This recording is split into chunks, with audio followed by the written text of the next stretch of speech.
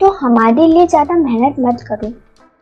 और ना तभी ना वहाँ पर उसका भाई भी आ जाता है, मतलब अमांडा का बेटा आता है। वो कहता है, मिस एडी आप यहाँ। जहाँ एडी ना जेरिड को है वो बोलती है हेलो, और जेरिड वहाँ कहता है कि क्या आप प्रैक्टिस कर रही हैं यहाँ पर। एडी कहती है कि शायद ये ना देखने आया है कि उसके तीर और वो ना कैसे काम कर रहे हैं। तो एडी वहाँ पर बताने लगती है कि बहुत ज़्यादा ग्रेट है ना, चलाना आसान है और ये बहुत ज़्यादा ताकतवर भी है। जहाँ पे वो कहता है कि ओह क्या सच में, वैसे मुझे खुशी हुई कि तुम्हें ये पसंद आया, क्योंकि ये मेरी छोटी बहन के लिए था तो मुझे थोड़ा नर्वस फील हो रहा था कि तुम्हें ये पसंद आएगा या नहीं। तो क्या एडी मैं तुम्हें सिखाऊं कि इसे चलाने का सही तरीका क्या है। जहाँ एडी कहती है हाँ बिल्कुल, और वो वहाँ पर इसे सिखाने लगता है। वो दोनों वहाँ पर बहुत खुश होते हैं।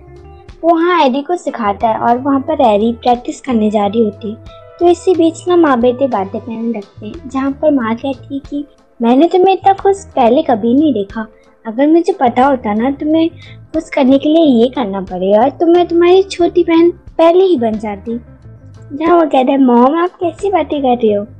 जहाँ पे एडी सब सुन रही होती है पर सब इग्नोर कर देती है कि मैंने कुछ नहीं सुना। वहाँ एडी कहती है कि वैसे ना मैंने ना ये सुना है कि अंकल ओलिवर ना कुछ बनाने वाले हैं, एक ग्रेट स्वॉर्ड बनाने वाले हैं।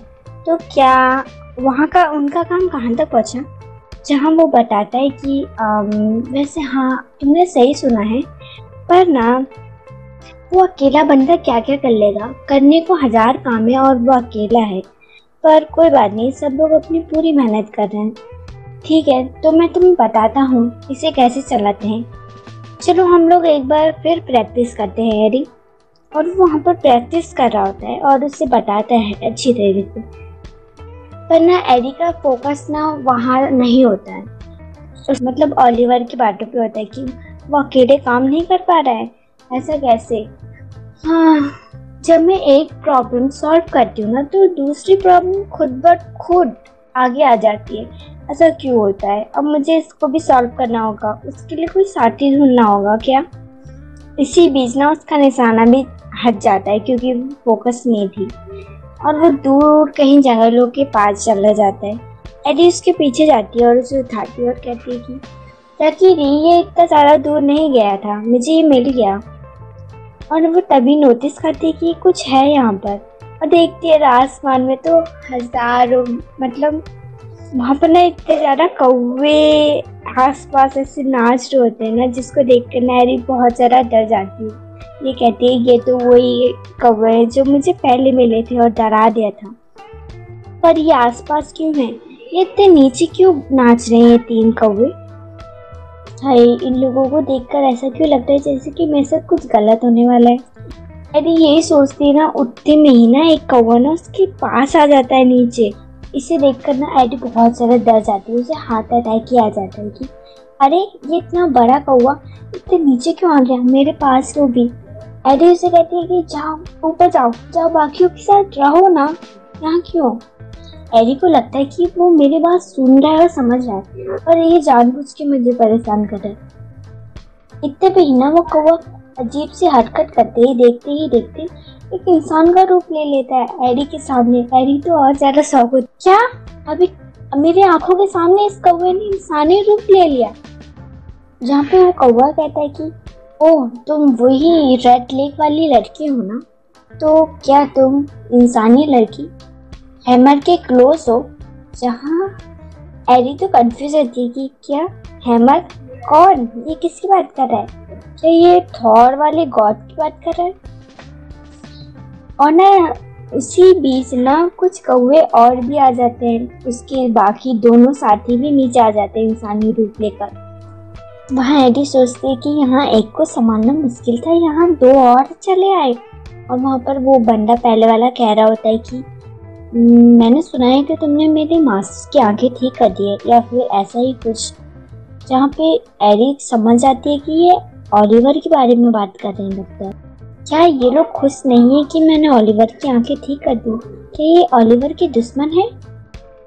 बताओ क्या वो बच्ची तुम ही हो। थैंक यू मेरे मास्टर को बचाने के लिए। जहाँ एडी हैरान होती क्या और वो उसके हाथ में जो एरो होता है ना, उसे छूने लगता है और कहता है कि मैंने सुना है कि जब से तुम आई हो ना ड्यूक के महल में, तब से तुमने मेरे मास्टर की बहुत मदद की है। और वैसे भी ना मुझे ना इंसानों का कैरेक्टर जानने में बिल्कुल भी समय नहीं लगता कि कौन अच्छा है कौन बुरा। जहाँ पे दूसरा बंदा कहता है कि नहीं नहीं ये ऐसा नहीं है, और वो दूसरा बंदा कह रहा था कि क्या ये मास्टर ने नई चीज़ बनाई है, मुझे भी इसे देखना है। एरी तो वहाँ बहुत कंफ्यूज होती कि क्या आखिर यहाँ चल क्या रहा है, क्या ये अजीब से कौवे ओलिवर के स्टूडेंट है और वो उनका मास्टर।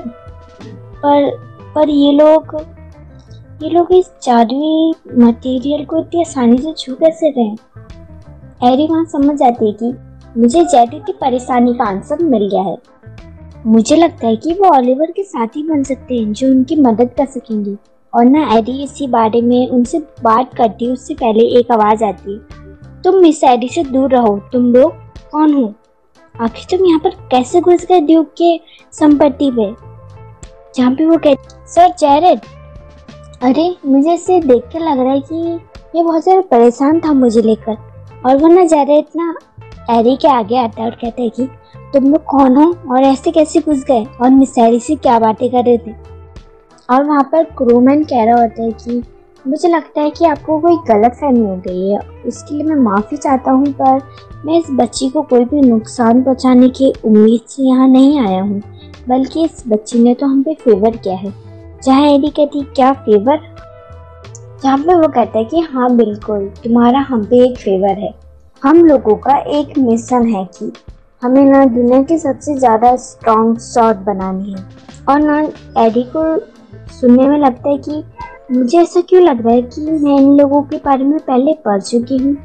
और वो याद करती है ना तो किताब में लिखा होता है इन लोगों के बारे में कि ये लोग वो लोग हैं ना जो राजा को ना सबसे स्ट्रॉन्ग शॉट दी गई है ना जादुई वाली, तो इन्हीं के पूर्वज लोगों ने बनाई थी, जो ना अंधेरे को भी काट सकती है। एडी सोचती कि ये क्रूमैन्स क्या वो ही लोग हैं, ये तो कमाल हो गया। और वो लोग वहाँ पर आगे बताते हैं कि पर ना ये मिशन पूरा करने से पहले ही हमारे जो पूर्वज थे, यानी कि जो हमारे चीफ थे, वो मर गए। फिर उसके बाद से ही ना हमारी जो कैपेसिटी थी ना वो धीरे धीरे कम होती गई। और फिर ना अचानक से ना हमने हैमर की तलवार देखी जो बहुत ज़्यादा अच्छी थी, तो हमने उसे ना तभी से अपना मास्टर बना लिया। और फिर जहाँ पर दूसरा बंदा कहता है कि पर कितना अफसोस हुआ कि हम उससे कुछ सीखते उससे पहले ही वो अचानक से ना रूम में बंद हो गया और शराब पीने लगा, उसकी आंखें चली गईं और फिर उसने तलवार बनाना भी छोड़ दिया।